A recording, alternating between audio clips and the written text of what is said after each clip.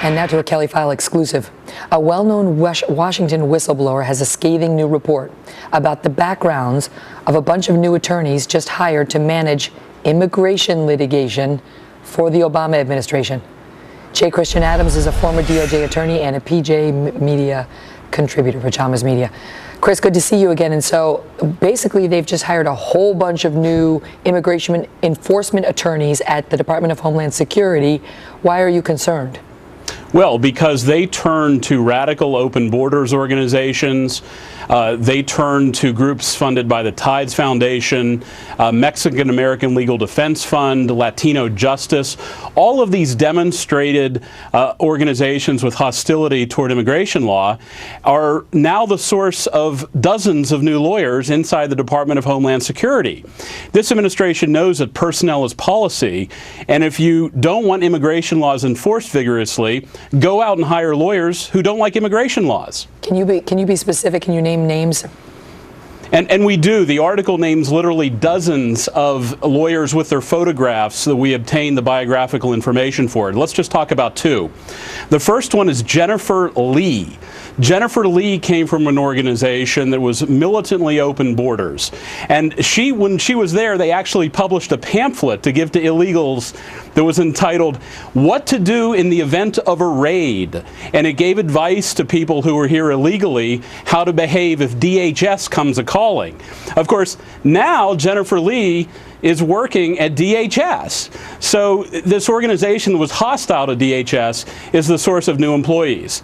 There's also an attorney named Maura Wee.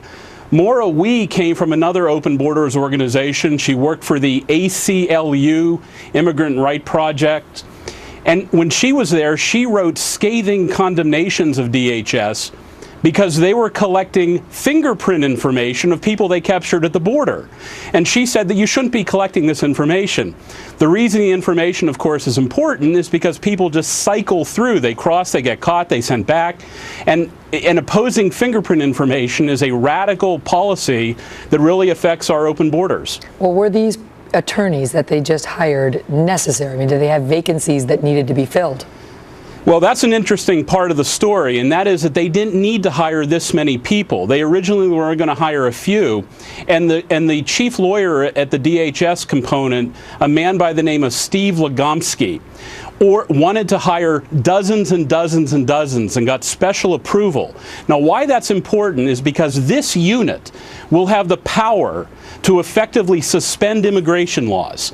That if Congress doesn't pass amnesty or comprehensive reform, these new lawyers will have the power to just let everybody in the United States that asks, in whether it's asylum or other types of people who overstayed their visa, they can just short circuit any deportations. Wow, so it's a sort of a potential way of achieving a form of sort of soft amnesty without the actual deal.